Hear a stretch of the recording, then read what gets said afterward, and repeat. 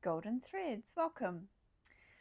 I made some oracle cards a while back, and I made the deck piece by piece through messages that I received and images I received in meditation.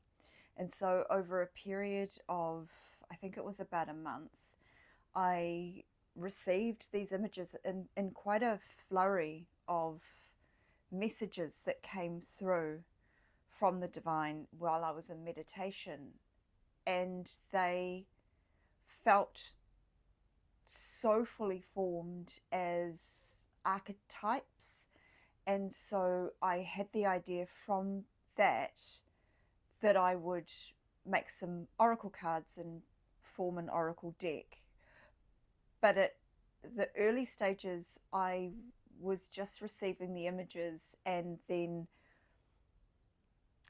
using AI for, like, inputting the information, and then the images were being formed. So the oracle images themselves, I did not personally, physically, with my own hand create, but they came through, and I'm getting a vocal block. They came directly from my meditations. So they were received. I don't take credit for their creation, is what I'm saying. They're not of my mind. I hope that makes sense. They're not of my hand. They are what I was, I guess, a vessel to produce. So there's that.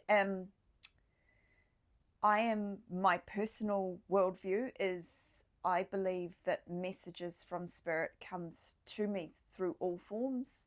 They can come to me through numbers that repeat throughout my day, through various forms of technology where numbers can appear on screens, on clocks, on license plates.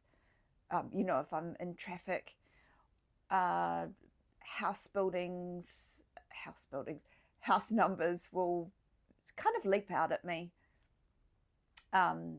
Words, ideas, connections to ideas. Yesterday, I had the most intense experience. I was watching a film, and there was a reference to an historic moment in history,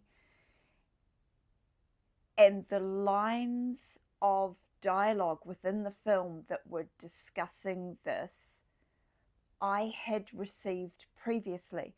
And I was so certain I had received the same message in a different film. And I got this incredible deja vu. And I've done like an intense search for that particular reference from an historic moment. The historic moment I could find easily enough. That was real. But the film reference, I think it was I think it was my higher self, because the film reference just doesn't exist, or at least I haven't been able to find it. And so the divine messages come to me, the important messages come to me through repetition, is usually how I'm aware that it's important. I will sometimes wake up singing a song in my head, and then that song will appear at a moment where I'm like, oh, okay, I needed to pay attention to that thought that I was having, or that moment that I was experiencing between myself and another. Something like that will happen. This will resonate for you if you're having these experiences. But so then I've made the cards, and then this morning yesterday I was guided to put the cards together, like print them off, cut them out, and fully form them for use. And I was guided to do that because I had been quite scattered in my direction. I had been working on like 2 or 3 different projects at the same time, and my energy was scattered across these projects, and I was sort of starting and stopping each of them and then swapping one for the other, and I was sort of attempting to do multiple things, but I was guided yesterday to complete. And so yesterday I completed this oracle deck set, and then I wasn't quite certain how I ought to use them, and then in meditation this morning I was told that I ought to sit with my cards in meditation, and the correct card for the day would reveal itself, and that the message that I ought to provide would come through that card. But also it came through for myself. And I have a deep sense and belief that we are one. And I think that's why collective readings, collective messages can feel so deeply resonant for each of us as individuals. And I think there can sometimes be, I don't want to call it a wrong feeling, but a misguided interpretation that this is for me and me, only me. And there can be a bit of competition sometimes, I've seen in comments on, oh, I claim this and this is mine. And there's actually no real need, my universal truth, to do so. Like, this is for you because we are one. So this morning I was suddenly aware of a particular aspect of myself, my shadow, my ego, that was still unhealed, and it was sitting on the cusp of healing. And for me it was connected with worthiness and my physicality, and a sense of, if I'm not exercising my body on a daily basis, then my vessel becomes less attractive, I become less worthy.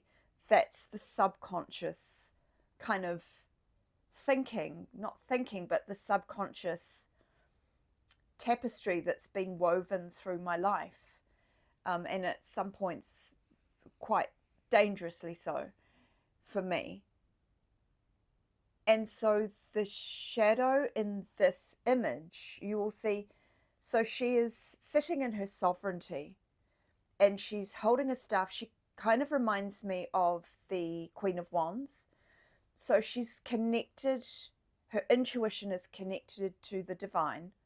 She's sitting in sovereignty, and yet there's this shadow that she is bound to, of unhealed sense of unworthiness, or an unhealed fear of judgment. And you can see some of the people gathered round her, their faces, you can see there's an energy of betrayal or envy around her. So not everyone is on her side. And the shadow that you can see is of an ancient public humiliation method for those who had been found wanting or who had committed criminal acts, and it's called the stocks. And you would be put in the stocks in the public domain, and I believe rotten vegetables and fruits would be hurled at you. So a public humiliation. And so there's this sense of unworthiness, the sense of being in a position of power and having a fear of betrayal, a fear that you will be, that your leadership will be undermined by others around you, that you will be publicly shamed. And the message for you, if this resonates for you, is to work on that shadow, because these people have no real power. You have the real power. You are connected to the divine, and your leadership is heart-centered, is for the greater good, is divinely guided. And it's the shadow is of your creation.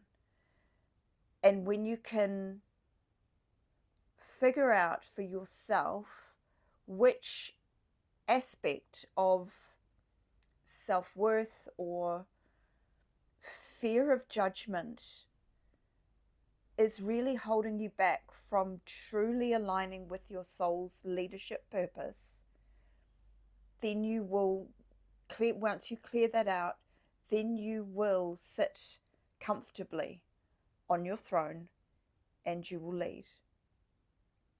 I hope this message resonated for you. I set the intention that it would reach you if it did. Blessings, and go well on your journey.